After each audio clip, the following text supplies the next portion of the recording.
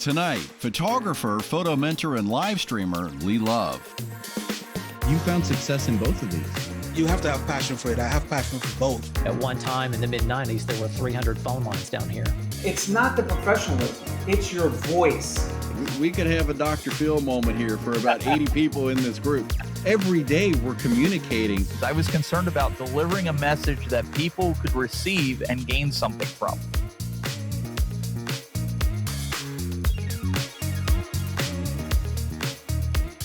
Profiles from the Digital Green Room.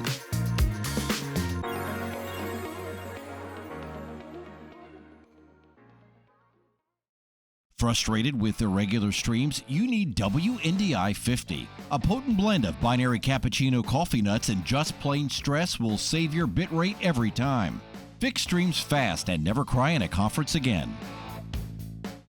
Profiles has been brought to you by the all-new Live to Air 6 and Live to Air 12, the most comprehensive and cost-effective live guest solution on the market today. Learn why the pros use Live to Air at www.neuralnet.com.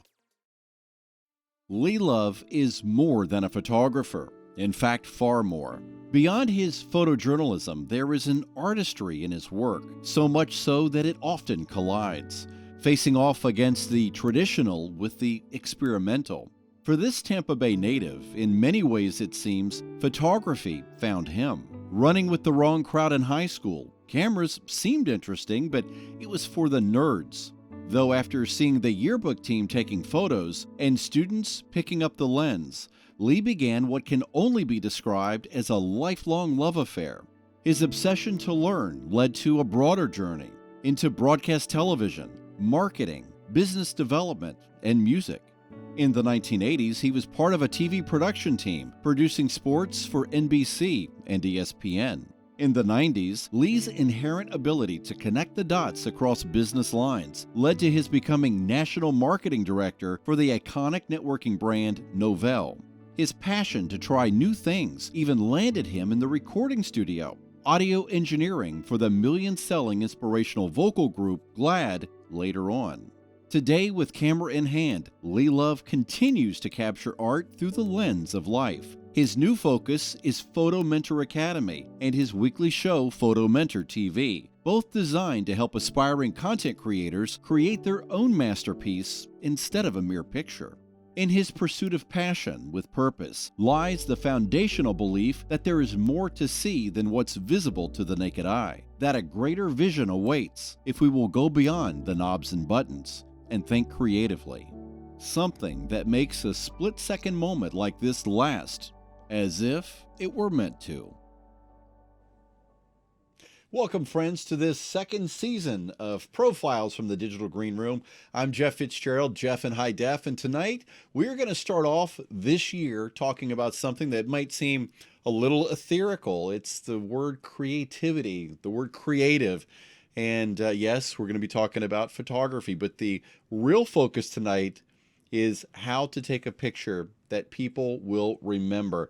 How do you create an image, whether it's through photography or video, that speaks to people long after you've taken it and you've left and they're left with the imprint of your work? How do you take a photograph that will do the work for you, something that you might remember? I mean, there's many timeless photographs we can remember all across the landscape of American photography that speak to us. And so tonight we're going to be speaking with my good friend Lee Love about finding creativity through the lens of life. And so those two things are actually partnered. And with me is Lee Love. Lee, thanks so much for joining me tonight. Thanks, Jeff. I really enjoy being here. I love watching what you're doing in the Digital Green Room, and I appreciate you having me on. Well, you and I are close. I think everybody knows that. I'm close to many people here, but you and I are definitely kindred spirits. We met, a number of years ago. Let's start with the good stuff, which is, how did you find a passion for being a photographer, and really what was the catalyst for all that? Well, it was an early, I got an early Pentax camera, and it was black and white film, of course, like all of us would shoot. I set up a darkroom in my bathroom, like most kids did at that time. And so I taught myself how to process black and white film. But what really took off was, and I've always had this attitude that I can learn anything. I mean, pretty much if they give me a chance. So I walked into a photo studio in town, one of the bigger photo studios, and I said, "Hey, you guys need anybody to sweep up the floor?" And they said, "No, but do you know anything about processing film?" I said, "Well, as a matter of fact, I do." They said, "We need somebody to run our lab." I said, "Okay."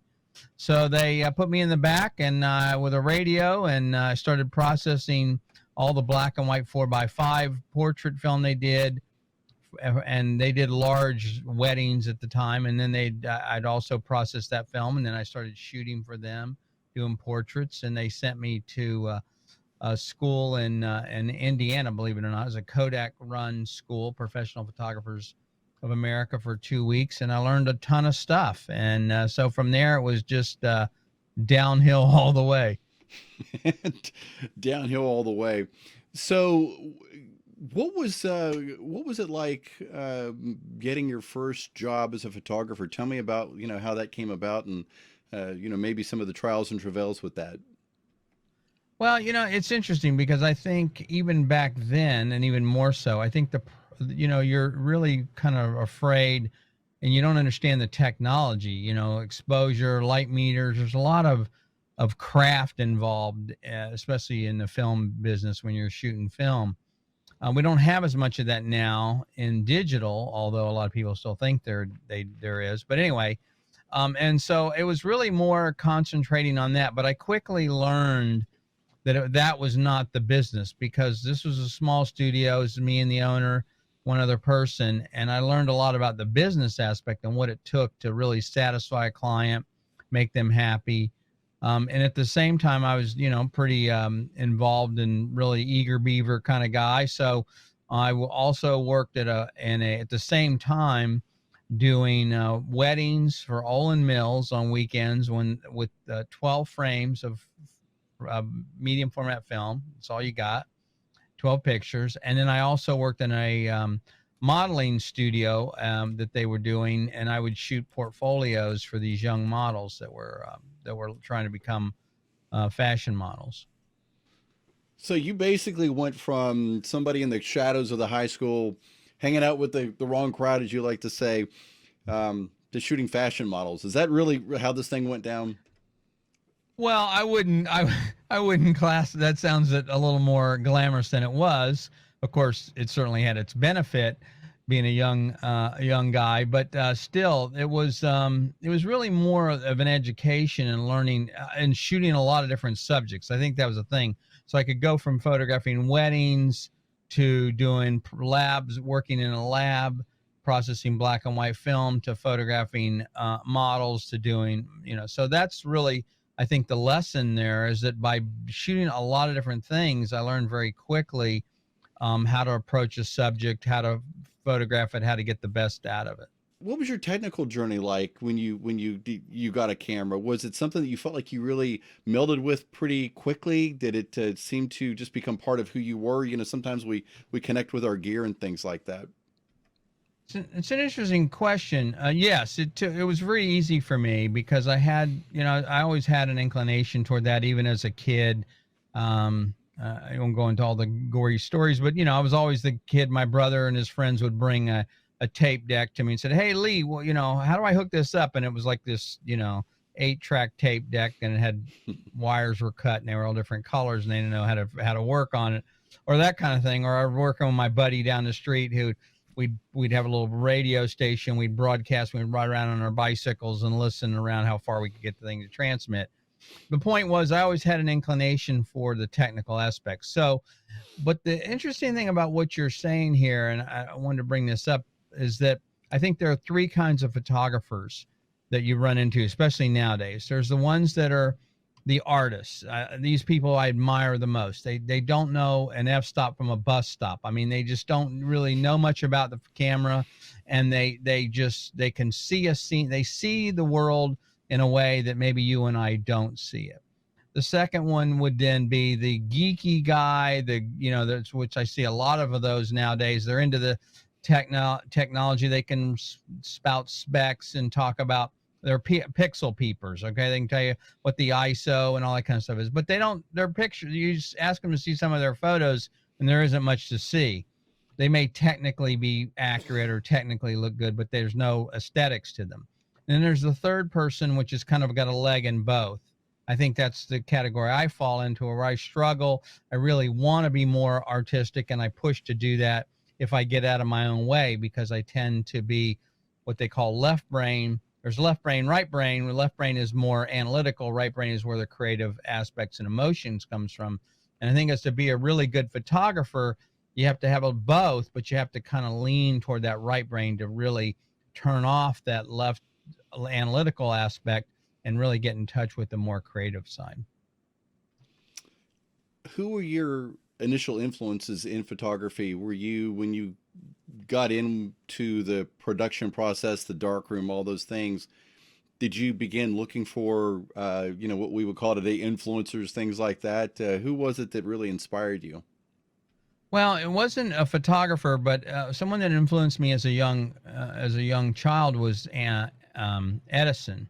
I was really enamored with his inventions and what he had done and how he's been able to come up with these things, just really work on things over and over and over again to develop some kind of technology. But as far as photography, there were a couple of people. George Harrell is one. He did a lot of black and white film noir kind of stuff back in the 40s for Hollywood. And also Karsh, who did, there's a famous photo he photographed of Churchill. I'm sure most everyone has seen. And then as a little bit later on in my career, I was introduced to a guy named Pete Turner.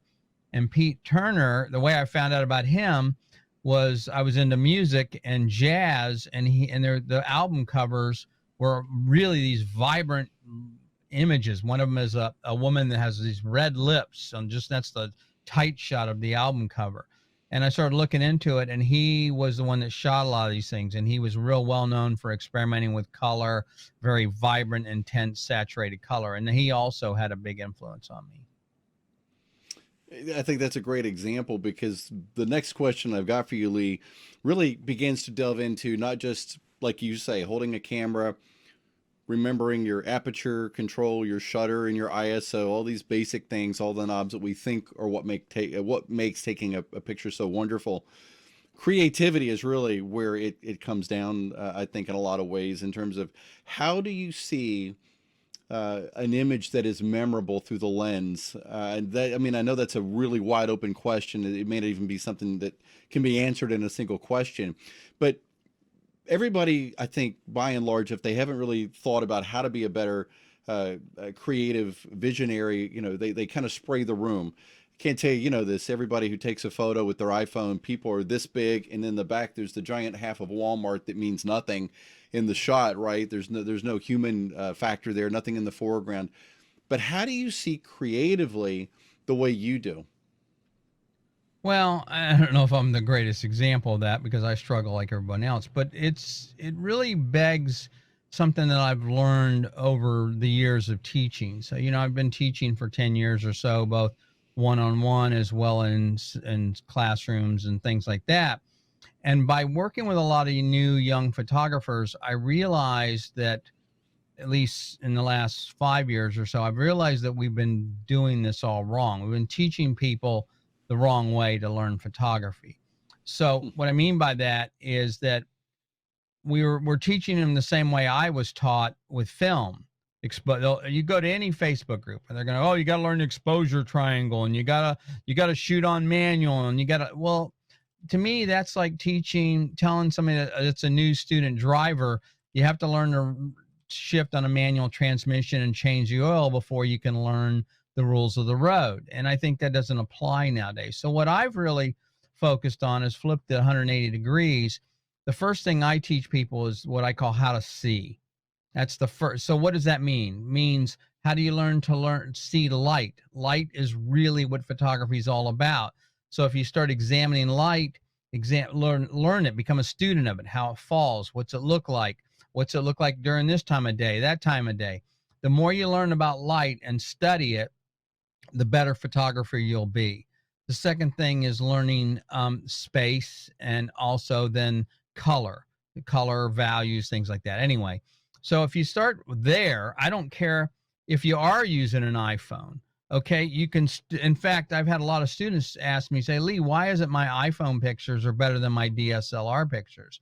And the reason is they're not worried about their technology. They're focused on the subject and the emotion, which is the next element, and that's telling a story.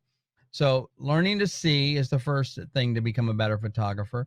The next one is learn to tell a story. Now, as someone that photographs, does a lot of magazine work, that's pretty much the primary job. I'll get a story, or they'll tell me what the story is about, and my job is to photograph images that back up that story, that reinforce the words that are in that story. So therefore, you're always looking for that. And it's the same if I'm doing advertising or commercial work. They typically have a message they want to get across or something. And I think that's one of the biggest mistakes people make is I see this all the time. A new photographer will put some family in the middle of a wide open field. And I'm like, well, what's the point? Why did they put them in this field? Is this field, are they waiting for aliens to land, or are they going to build a new house on this piece of property? Well, then it would be a story, but otherwise it has no bearing on why they're there. So I think that's the second really biggest element, is learning to see and then learning to tell a story, or at least attempting to tell a story. The background even can be subtle or in your face, but that can really have a huge difference in what people interpret an image to be. And I'd say if I had to throw a third thing in there, be like, remember, your job is to guide the viewer. They're looking at that frame. Your job is to tell them what's most important and where you want them to look. And a lot of people don't do that. And that's done through composition and a lot of other tools. But those are three things I would say that if you learn those, or try to learn them, because you never really master them, it's a lifelong adventure, you will be a better photographer. Well, let's talk for a minute. When you say to be able to see these things, are there exercises that someone can do with a camera to practice thinking creatively, or things along those lines? There's a lot of those kinds of things. Number one, here's a simple one. Go out and photograph the alphabet. In other words, you can use your iPhone, go out and look and say, okay, show me an A, look, what's an A and a B and a C. In other words, look for shapes, fence post, T, I, those are pretty easy. Z's are a little harder to find, but look for those symbols or those structures or those shapes and try to find an alphabet. That's a simple exercise. One of them I'm running right now in my Facebook group is called the non-selfie selfie. And it's what I've asked people to do is photograph a selfie without your face in it. What I want is to be able to see and recognize somehow that it's you, but without seeing your face. And there's something like that is a great way to be creative. There's all kinds of things like that you can do to learn to try and think outside the box and not just do a standard kind of photo. Do you believe that kind of exercise in thinking will help video content creators, because you obviously do a lot with video and live streaming? Do you think that these photo skills can parlay into the video world? I think they go beyond the video world. I think absolutely, but they go beyond the video world. Something I mentioned Kodak a while back, and I had been to this school and that Kodak was teaching, and they sent us out with these 4x5 cameras to photograph stuff. And one of the things I remember very clearly, they said, okay, photograph this stump, tree stump. I was like, okay, so what do? You photograph it like everybody else. I'm like, no. How about looking at it from the top? What about from the side? How about on the ground? The point is, what I learned out of that school was not to approach things head on, look at them from all angles. And in fact, as a photographer, that's sometimes there's another third exercise. What I find is something that draws you to a subject. Oh, wow, that's really important. You'll approach it first, but if you take and walk around at 360 degrees or sometimes look behind you, you'll find there's a much better photo. So I've used this skill in problem solving. So instead of looking at a problem and saying, okay, how do I solve it this way? I now look at the problem from 360 degrees. For example, if I have to solve a problem, I don't think about how much money I have or what the budget is or what equipment I have. What's the problem? What are we trying to solve? Then I write down everything I could possibly do to solve that problem. Then I go back and say, okay, now here's some solutions. Which ones can we afford to? And what you'll find is you'll get the best answers and the best solutions by doing that approach. Most of us start with, oh, well, I can't do that. I don't have that kind of money. Well, let's see, what else can we do? That's the wrong way to approach it. Well, I like the lead in there, because I was going to bring up the fact that one of the things that I most appreciate about you actually isn't your photography. It's the fact that you've got an incredible business acumen, and definitely in the area of market development, business development, and marketing, and those kind of things. First, tell us a little bit about how that part of your journey kind of came about, because that's something you did, speaking, all over the country, those kind of things. And then how do those skills, do you think, help work within the realm of being a content creator? Well, I think you have to, again, I think photography is all about problem solving, first of all. I've said this many, many times. It's not a new photographers think it's about creating pretty pictures. It has nothing to do with the photos, to be honest with you. The photos are kind of the medium we use to deliver the solution. But people come to me and they have a problem. They want to get a message across, or they have a new product, or they want to do a story, whatever. So my approach is, how do I solve that problem? So that came out of business as well, in the sense that I owned, when I was in the television businesses that we mentioned before, I think we mentioned this, I don't remember now. I was doing production around the country for live sporting events for ESPN. I did NFL, NBA. I've done every live sport you can think of, from arm wrestling for NBC to Super Bowl. But the point was, when I left that, I started my own business called Full Facts. And what I did is, people would hire me to book crews. So ESPN would call up and say, hey, Lee, we got tennis in Miami. We need 4 camera guys and 2 audio guys, blah, blah, blah. So I would book these crews. So I had run this business. So I started getting into databases and computers and stuff like that. Next thing I know, I opened a computer franchise that teaches you a lot about business that way. Running your own business, believe me, you learn or not. And then what happened was, I was approached by a company some of you may know, called Novell. And Novell at the time was a little $3 million company out of Utah. Well, they eventually became a $2.2 billion business 11 years later. And so I learned a lot about two-tier distribution, about building marketing plans, about product marketing, which is where I worked in. And then from there, I went to Netscape. And, you know, you guys probably have heard of Netscape. They had a little bit of influence on the industry, doing the same kind of thing. You know, going around talking to CEOs and CIOs of corporations and solving their problems and what is it they're trying to do and that type of thing. So I learned a lot about marketing in those roles and also how to solve people's problems. And that's really what it's all about. So do you think that there is an advantage in understanding marketing when you're holding a camera, when you talk about circling your subject and looking for that view from every angle, when you talk about doing exercises, you know, where you're trying to look for the alphabet in everyday objects and things? Do you think that marketing has a play in terms of this? Because I think it's important. A lot of people like to think that only creative things help creative things. And I tend to think that marketing and things like that, actually, while they're not in and of themselves creative, I think they actually lend a lot of advantage. Well, actually, that's a great point, because there's two aspects of that. The first one is that, I'll try and remember both of them. The first one is, yes, if you want to be a photographer, I don't care if you're doing family photography or even, I've had a lot of students say, oh, I'm a landscape photographer. I don't like photographing people. Well, I hate to break it to you, but guess what? If you want to sell your landscape work, you're going to have to learn to talk to people, whether it be gallery owners or customers.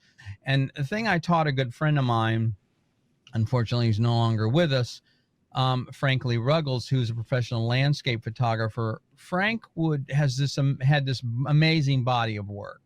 And I said, Frank, the thing you need to work on is your story. People aren't buying your photos, they're buying the story behind the photos.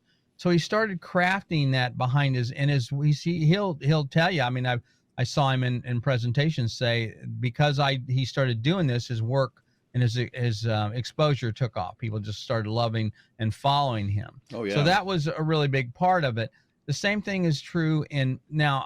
I used to be a photojournalist, and I photographed, president, and et cetera. But the point is, I didn't really care for it. What I discovered for me was there was no story there. You're getting the same image that most everybody else was getting. It was really hard to do something unique. So for me, that's why I went into advertising photography, because now I could be involved more early on in the creative process, in the business aspect, in the marketing aspect, because I could use that background that I had learned at Novell and Netscape in advertising. So, well, what's the product we're trying to, who's the target audience? What's our customer? What are we trying to say to these customers? That kind of stuff. How old are they? Blah, blah, blah. And so I could use that expertise in the image. So when I think first about that, then I think, okay, how can I translate that marketing or that message into an image? And that's where shooting things that are like emotional, like, how do you show love? How do you photograph love? How do you photograph, some emotion is a great exercise as well, because a lot of times that's what we're doing. And that's where I've learned the things I was telling you about with backgrounds and messages and storytelling, because every advertising piece is really a story. Well, you hit on something that I want to go back to a little bit. And I think there would be some value in unpacking it a little. You talk about people that only want to do their lane, right? I want to take, world-changing images or make a world-changing video, but I don't want to deal with people. I don't really want to do marketing. I don't want to deal with the business side of it and those kind of things. Look, not everybody's a people person. I get that. And there's, they don't like people. They don't want to talk to people. I understand that. So that's not going to be your first inclination. But at the same time, you have to understand that it's your customers, your people are the people that are buying your product or service. So even if you're a landscape photographer, fine art photographer, whatever, your work has to speak to, you have to figure out who that audience is. So to do that means only you know that. So some people say, well, I can hire an agent or someone to do that for me.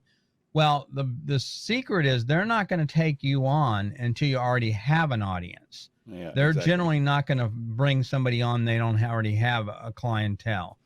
So yes, I think you have to have some of that. I mean, you don't have to be super outgoing and bubbly and the life of the party, but you have to at least, number one, love what you do, be able to tell that story of what you do and why you do it and why it's important to them. And Right. I think that's also one part that's missing. And a lot of times people think, oh, they want to buy my stuff because I'm great. Well, they don't really care about you, believe it or not. They don't care about you or what you do. And this is another thing I see on new photographers' website. Oh, I fell in love with photography and I'm so passionate. And guess what? They don't care. What they care about is, right. What are you going to do for me? What are the results? How is your work going to solve my problem? Whether it be family photo, whatever. And so you have to be in touch with that. I think the best photographers are the ones that are the most curious, most inquisitive people on the planet. And I think you have to be, Ansel Adams has a quote, something about that there are two people in every photo, the person in front of the lens and the person behind the camera. Well, what he's saying there is that we bring our experience, our life experiences, what we read, our music we listen to, the movies we watch, all play a part in the images that we shoot. And that also has to do with video, right? The products that we produce.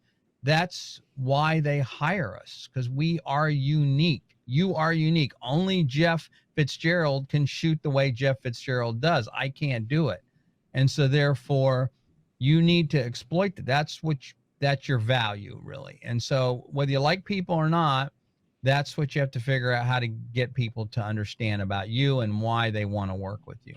I don't know. Sorry, maybe I don't know if the answer No, that was actually really well said.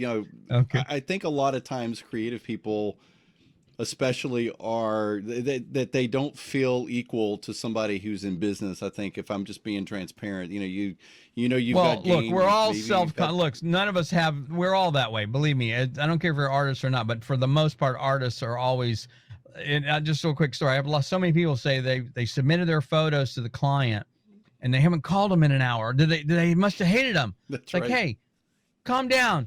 These people have lives, and you're not That's the right. center of the universe. Let them, give them a couple of days. If you don't hear from them, find an excuse to contact them. Hey, did you get the photos? Is there any problem? But people get all nervous because they didn't hear right back that, oh, they're going to hate my work because they didn't call me in the first hour.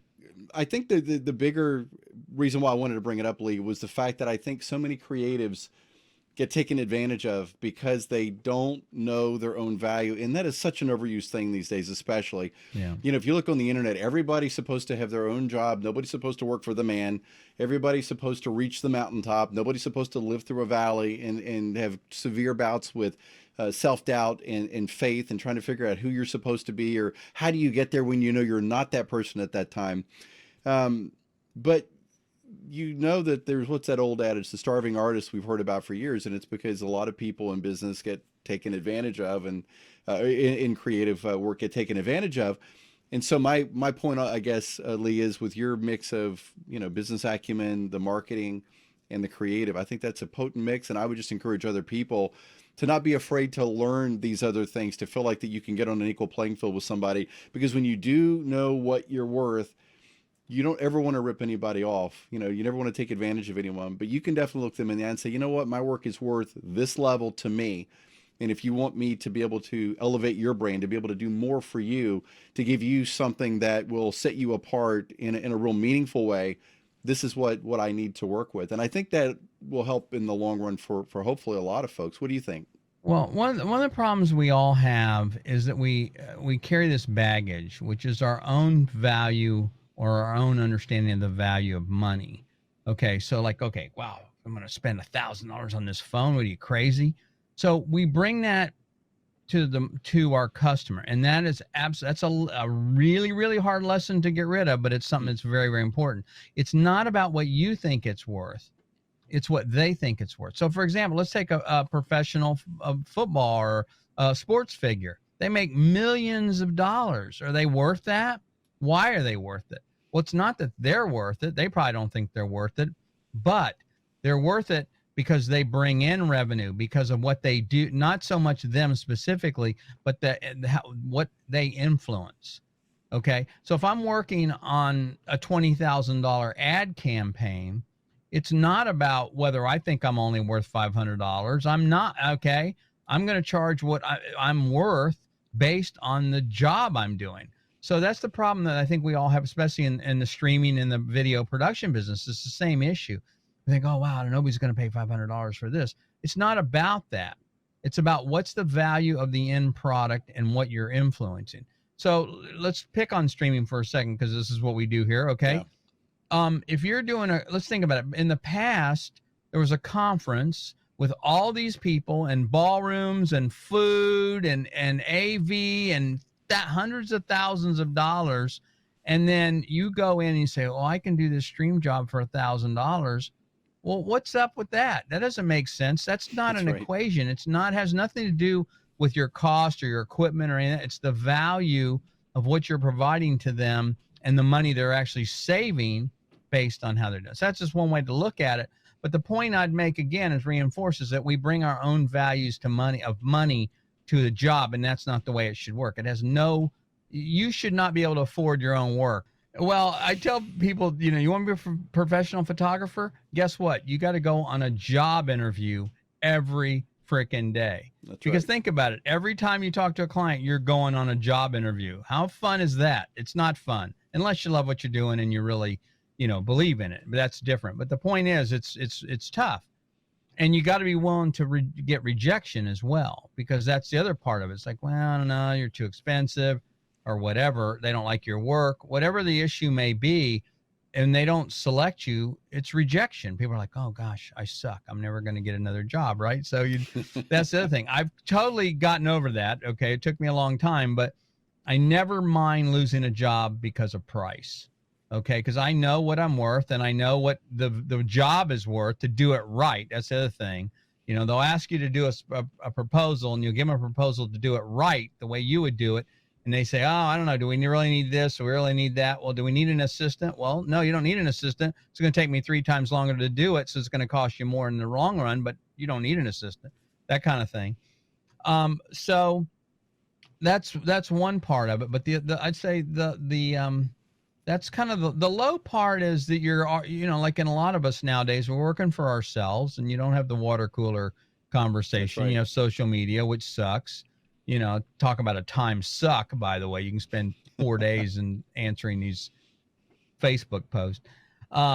Anyway, so that's the downside. For me, one of the things that turned around for me that was really a big point was that when again I made the decision to move from photojournalism to advertising, because photojournalism, first of all, as anyone will tell you, is a young man's game. You're running around there and you're carrying all this gear. Like when I was covering the 2008 presidential elections, I'd have to be there at 4:30 in the morning for a 10 o'clock speech. You got to go through security and all the, the dog sniffing, all your gear and all that kinds of stuff. And then you're sitting on a podium next to AP and, ESPN, or not ESPN, CNN and Fox and all these. You're getting the same shots everybody else is. So it's kind of bum. So when I moved into advertising, that was a high, because now I was really able to get involved earlier on in the creative process, and that's what I really love to do. And so for me, that was a big change in my career. I don't know if I can't, I'm sure I could think of some tough decisions or tough things that are ups and downs, but you know me, Jeff, I'm a half full kind of guy. I don't think about that stuff. It was done. It happened. It was in the past. I'm moving on. So Yeah, I don't really dwell on that kind of stuff too much. Yeah. And I also took note of what you said about rejection. That is another big Achilles heel with creatives, because we're so close to our work. Like you said, you send off the photo to the client and they don't respond within 15 or 20 seconds. They don't like us. It's not, they didn't like the work. It didn't fit their model or didn't fit what they were trying to do on their end. It's all about me, right? So the more distance we can get there and not be afraid of being told no or being told, hey, you're not the right answer. I guess it's like if you were to walk into one of these stores on Rodeo Drive that have $15,000 watches, and they say it's $18,500 for the watch, and you go, well, I can't do it. I don't think they feel rejected. They know their value, And so Yeah. You have done a lot in the world of journalism and news and things like this. This is one of the more compelling photos that I found. This is from, I believe, 2008? John McCain? This is John McCain, and this was in Alexandria, I think. And I was on a podium with a whole bunch of other photographers, and I think I had a 400 millimeter 2.8 lens, a big giant lens. And the bus started pulling up, and I whipped around and I started shooting this here. And the magazine just loved this photo. They just went crazy over it. And it just, catching him with that wave there and the people in front of the bus and everything, and the title Straight Talk Express really was a neat moment. And it was a fun thing to shoot. And it's just kind of an interesting, covering political campaigns can be really boring if but they can also be fun if you can kind of, interesting, like you grab the right shot. These are the kind of photos that I think really speak to the work I've seen with you, Lee. Not just a photo, but a photo that speaks to motion here. You've got some blur on the glove. There's the crunch of the curve with between the darks and the lights, and they're more dramatic and things like that. Tell me about this photo. Well, I did a series of boxing photos. First of all, you should know that I love interesting people. I seek interesting people out. I'll look at people in the grocery store. They probably think I'm some weirdo, which I may be. I'm like, I'd love to photograph that guy. I've only had one person that kind of freaked out when I did that. Well, that's a whole nother story. But anyway, so I was doing a series on boxing. These are young boxers. And I like that cinematic kind of look. I'm not afraid. I love lighting. I'm almost obsessed with it. So I'm not afraid to have the lighting in there. It shows the depth of the picture in there. And so I also like making people heroes. And so that's, to me, one of the examples that kind of makes him look like a hero, young boxer trying to, improve his skill. Yeah, absolutely. I thought it spoke, and that's, like we talk about photos that can speak without words here. Here's another one. Now, this is a 2-part series, so you got to set the story up on this. These were really intriguing and very, very well done. Well, it doesn't come across to people that don't know me very well, but I have a really good sense of humor, and I love to laugh. I'm always laughing. Yes, you do. And I love to inject humor into my photography. So the story behind this is at the bottom in the basement of $1 million home, a model home, and one of the guys there is a builder, and he builds these homes. And the other one there, one of the other guys is a friend of mine, and he says we play poker down there. We play these poker tournaments. So immediately I'm thinking, hey, interesting subjects, right? They think they'd let me come down and do some portraits. He's like, sure. So I went down to scope out the scenario, and I saw this room, and I thought, oh man, there's so much more we could do here. So I came up with this concept, and it's tongue in cheek, of course, probably not politically correct, but who cares? And that is, if you look at the clock, it's 9:30 at night, and they're playing, and they're not paying much attention. They're, ignoring the woman. And by the way, this woman is also the stylist that I hired. So she said, I'll play the model part. So they put on this makeup, make her look all kind of goofy and, not unattractive. So anyway, they're playing. Now, again, part of the story is I went through and I learned a lesson here, by the way. You can't Photoshop money. You can't scan $100 bills, I learned. But what happens is it gives you an error when you do that. So I went through and I made all this money. I'll show you in the next shot. The cigars, I took cigars and put them on my shop vac and burned them down. So so this next shot is 4 o'clock in the morning. All of a sudden, the woman is beautiful. They've got deeds on the table. There's all this cash on the table. They've been drinking. One guy's lost his shirt. They've got this big growth on their face, and they're like, all of a sudden, hey, and so it was kind of a fun and tongue-in-cheek kind of thing about how, men are and that kind of stuff. So the way the story was, I had them shoot this. I told them, I said, don't shave for 2 days. So they showed up, and this is the first shot we did. So that, because they had their growth and on their face and everything. And then we did the other shot that you saw before. So anyways, that's kind of my little way to have a little fun with something. There's like 5 lights on this shot. It was pretty complex system, but it was one of my favorites.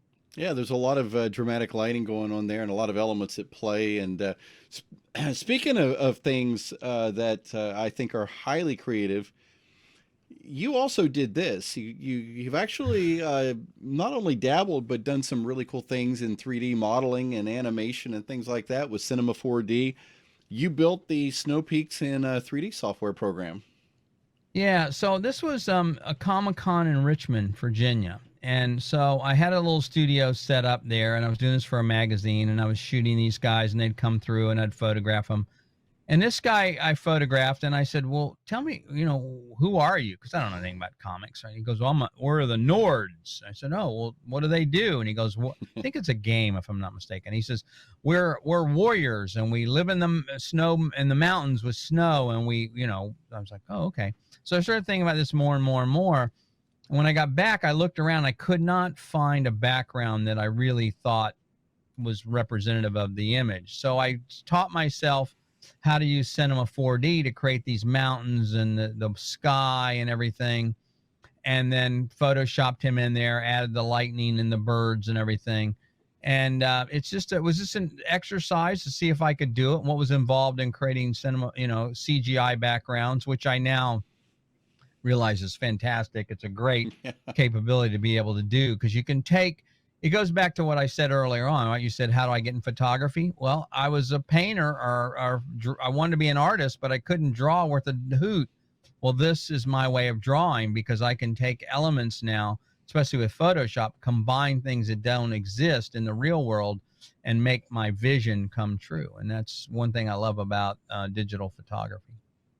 Well, it's just a nice world to be able to meld the all of the background that you've got there, the journey between the business development and the marketing, and then not only the creative coming into it as a kid, as a high school kid, and then adding in things like 3D elements and things that are virtual and things like that. I think that's a well-rounded way to approach creativity.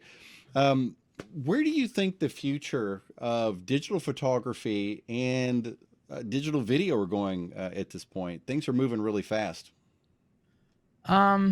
Well, look, it's the same thing I say about photography. It's the same thing for video. It's never been it's just a wonderful time to be in this business or have anything to do with it, even as a hobby. The tools that we have are fantastic. The cost is nothing compared to what you people think you have to pay for this stuff. So it's really your own limit, what you want to do. And I think that's the problem. We've lost the vision. Mhm. People don't have vision. They don't have creativity. They're not pushing themselves to be more creative. They're just trying to recreate the stuff that other people have done. And I think that's the real limitation. It's not so much the technology. I think there's going to be all kinds of virtual reality stuff and that kind of things like that, which may or may not be of interest. But I think that there's still, I mean, I'll tell you what's interesting is I see a huge, huge growth in film. Believe it or not, I see Yes. so many young kids buying film cameras and shooting film again because they think it's cool or they like the look of it. I was talking to one photographer she's a wedding photographer. She travels all over the country and she shoots with film. And the reason is because her work is different. And that's, I think, the deciding. It doesn't matter whether we're talking about digital photography or video. But one thing I've learned is that if you look at why people get hired, it's because they see the world differently than somebody else. Yes. And you look at, the Annie Leibovitz of the world. Okay, let's just pick on her. Is her work any better or any than other people that have been before her? Or, no, maybe not. But they hire her for the way she can see. They Yes. say here they'll come to her with a concept, I'm sure, and say, here's what we're thinking. How would you shoot this? I've worked with many ad agencies, and that's exactly what they'll do. They'll go through my portfolio and they'll see stuff from Audi and stuff I've shot from, commercial clients. And then they'll stop on a photo that's like the ones that you were showing with the poker game. They'll say, Right. tell me about this one. And what they're trying to find out is how you came up with this. They realize you produced the photo. You did the background on it. You came up with the concept. That's what they want to know is how would you approach this problem or how would you solve this problem? And that's what I think is going to be the key to any future that we do in this industry, whether it be digital or not, is to really work on your own creativity and how you can solve a problem more creative than somebody else. And every bit of that starts with believing that you've got creativity. I think a lot of the people that I've talked to, even here in the green room, a lot of folks I think feel like creativity is kind of a one-off. It's an outlier. It's No, not something everybody it's can not. have. And I don't believe that for a minute. No, anybody can be creative. I mean, it's amazing. It may be in a certain area. You may have to work on it, may have to hone it, may have to learn it, like you exercise it just like you would any muscle. But creativity is really just about how, and again, it goes back to what I was saying before about what you read, what you watch, the music you listen to. All that plays into how you see the world. It's the uniqueness of your view and your vision that's what makes you creative. Let's take the last few minutes here and talk about what you're doing with Photo Mentor Academy and Photo Mentor TV. Tell me really, I think we've got the genesis of how it could have come about with all the wisdom and skill you've got. What are you trying to do for the aspiring photographer? Well, that's a great question. Not to get too personal, what happened was, I've been teaching for about 10 years, classrooms, individuals, stuff like that. I do a lot of one-on-one consulting, coaching, and things like that. And what happened was back around mid to the end of 2019, a good friend of mine, I call him Dr. Joe. He was a physician. He owned 5 radiology centers in the area, multi-million-dollar guy, of course. And he was one of my students, and I would go teach him Lightroom and stuff like that. He called me up and said, Lee, he said, I've just been diagnosed with pancreatic cancer, and I've probably got about 6 months to live. It just really, really hit me hard. And I was like, oh my gosh, because I knew this guy and I've never lost that many people close to me. So anyway, the point was, I said, it was a wake-up call. I said, I've got to do something more. I've got to reach out more. I've got to help more people. What I'm doing now is too small. So I started doing some research and I spent a lot of time joining Facebook groups, beginner Facebook groups as a place to start. And what I realized quickly, got so frustrated the people in there that are answering questions don't know what the hell they're talking about. So I would see people post a photo and say, well, tell me what you think about this. And people were giving their opinion. Oh, I like it. I don't like it. Well, I don't know what their qualifications are. Do they even own a camera? I mean, Yeah, so really. it doesn't do any good to get feedback. If I said to you, if I said to you, oh, Jeff, I think your work sucks, but you've won 2 Emmys, what the hell do I know, right? So it's the same kind of thing. You got to know what the people's background are. So the point is, what I would see, the answers I would see are what I call YouTube answers. They've watched it or they've read it somewhere and they repeat it, but they've never really done it in the real world. It's And academic. so I said, I've got to fix this problem. I got to do something. So I started this thing, which is rare for me. I started this YouTube channel and I did it for maybe a couple of months and it was too freaking hard. I just couldn't stand all the editing and it took me 10 takes or more just to get my name right. So I said, this isn't going to work. So I said, I got to do this live. I'll just go mistakes and all. And so I started Photo Mentor TV. And I started this back in July of 2020. I've got over 80 episodes, I think, now. Every week, I would do a live episode answering questions or taking a topic and helping, seeing stuff I saw people had answered incorrectly and answering them correctly. So that's grown into something that's been pretty popular. But then I realized, I started a Facebook group, people in there. And so then I realized they really want more. I mean, the problem with Facebook and the problem with YouTube is it's one way. People want coaching. They need to talk to someone. They need to answer questions. So the word mentor is very, very purposely picked because I want to see them do better. So I started Photo Mentor Academy, and that's more of an education site. There I'm diving in this whole thing I talked about: seeing, telling, processing, exposing and processing, that whole methodology. I teach that in there. I just finished a 4-part lighting, how to do outdoor lighting. Start with a speed light, on camera speed light, and I work way up to a $2,000 pro photo light. So the point is, I'm really able to dive deeper. I do one-on-one or group coaching in that scenario. So it was really an outgrowth of a frustration of me seeing people getting bad information or myths repeated over and over, and just being so, tired of answering and going and writing these long posts going, I got to fix this. So that's really what that's all about. Well, and you've done wonders with that. I mean, it's, you know, I talk about this all the time. Like so many of my other friends, all of you watching here in the green room, it's a journey to build something that doesn't exist, and in my mind, I've had this for years. I've had this like vision of it's like a word picture, but I can see myself.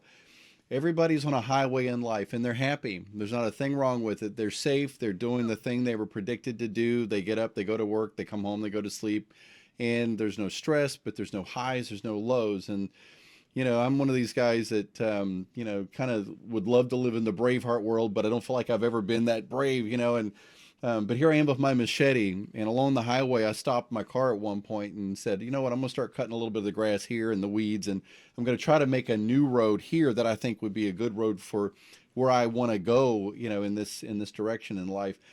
And it feels well, it's a lot hard like because that. you said it earlier. We're very self-conscious as artists, right? We're afraid. What Yes, if I we are. look? I'm a guy that spent his whole life behind the camera, not in front of the camera. The last thing I want to do is get my ugly puss in front of the camera. But but at some point you got to go, okay, this is more important than me. And that's really where I think the impetus to getting stuff done is you got to go, okay, I don't care what people say. I don't care if they like it. I don't care if they like it, dislike it. It's true. It's based on fact. And therefore that's just the best you can do. So we're very sensitive as artists and as people that are in the creative world. So it's tough. I totally get it. I forget where I heard this, but I really love this metaphor that if we think in terms of horizontal relationships rather than vertical relationships, there's no such thing as a totem pole in the real world. Where is the criteria to say that person A is better than person B, and in what context and what boundary do we shape that in? But if you think of yourself as a radio station, if I'm Jeff 105.1 and you're Lee 103.2, playing a lot of the old 70s hits that I hear a lot of times coming out of your studio, you think about it in terms of we're like a radio station. we put ourselves out there, whether it's what maybe is perfect for other people or not, but it's us. It's our original you. And you'll find people who listen. You know, there's never been one radio station in America, as lousy as many of them have been, who've never had any listeners. They've got people who will come as regulars and get behind them in their own tribe and in their own vision and help them move on their own way to the promised land. Lee, before we go, what would you leave with folks in terms of, number one, how to deal with being too focused on self in the process of being a creative? How do you move from wanting to do something bigger than you are, because that's what a dream's supposed to be, and actually, like where you are on your own journey right now, how do you get to where you move from thinking about it as an enthusiast to doing it as Lee Love? Wow, that's a great question. For me, I can only speak for myself, but the first thing is I have to get out of my own way. I have to say, okay, look, it's not about me. If I can help one other young photographer get inspired and become, look, I don't know about you, but I've had people mentor me in my life that have done things that just changed my entire life. I could tell you stories about a guy at a radio station who would help me out and show me how to record and how to come down to the radio station. And I was like, wow, this made a big difference. Someone took some interest in me. So the first thing is you got to realize that you're there to help somebody else. It's not about you. So that's the first thing. The second thing is there are what? I don't know, 3 billion people in the world. Nobody cares. All you got to do is find those people that like what you're doing, nobody else. Okay. And the second thing, what you touched on is a great analogy that I've used very often. It's very much like music, right? Some people like the Stones and some people like Lady Gaga. Guess what? You think Lady Gaga cares because someone likes the Rolling Stones? No, she doesn't. Okay. So you just have to, you play your music and you find your audience and you keep playing it over and over. And eventually you're going to resonate with enough people. If you're good, you get better and better. And you put yourself aside. You ignore the people that are naysayers, and you just focus on the people that appreciate what you're doing. I know I've used this analogy on you before. Maybe you remember it, but if you're walking down the beach and there's somebody drowning, and you're like, "Oh gosh, I don't know. I'm not a very good swimmer. I probably don't want to go over there. I'll just keep walking." You wouldn't do that. You'd try and save the person. It's the same thing we're talking about here. Why, if you can save one person or help one person along in their journey, you never know what an impact it's going to make in their life. And so put yourself aside, try and help somebody else, work on service, and don't worry about what it means to you. You're going to get people that hate you. It's just the way it is. And a lot of times that hate actually is more to do with the other person than it would ever be with you, because everybody's battling their own challenge, and sometimes if nobody hates you, then you're not getting a big enough audience. Probably you got to work harder on that. Well, that's exactly right. It's one of these things where you got to figure out, just how to put that first foot in the right direction. But Lee, thanks so much for joining us tonight, and I really appreciate your friendship, and I appreciate the mentoring you've given me over the years. You have definitely been a Dr. Phil, we could probably put that in there as well. And I appreciate what you do in the green room, because one of the things people hear me say all the time, and I actually feel like maybe I'm speaking to like just the outer darkness, because I don't see a lot of people coming forward, but there's a lot of people who've actually been part of the green room for a year, because it started December of 2020. Get out and try these things. I mean, you signed up for a reason. There's got to be some interest there. But if you're always on the sideline and always worried about, like you said, how am I going to do it? Is it going to work? Anybody who watches anything I do like this, you're going to see mistakes, and mistakes are part of the journey. And I love what you said at the end of one of those questions, is that you decided to just accept the mistakes and move forward anyway. Yep. I developed I almost got fired, I think, for it, because I developed a saying when I was with Netscape. I was in New York speaking to a large group of people, and I stood up and I said, look, we're not perfect. We just suck less than the other guy. And I thought the VP in the room was going to inhale his tonsils. But that's my motto. It's just the way it is. Okay, I'm not perfect. I just suck less than the other guy. That's all I got to do. Lee, thanks so much for just a wonderful wealth of information. And we really appreciate all you're doing in the world of photography and digital video and live streaming through the Photo Mentor Academy, helping others. And certainly all the best on your journey to your promised land. Until next time, this is Profiles from the Digital Green Room. I'm Jeff in High Def, and I'll see you then.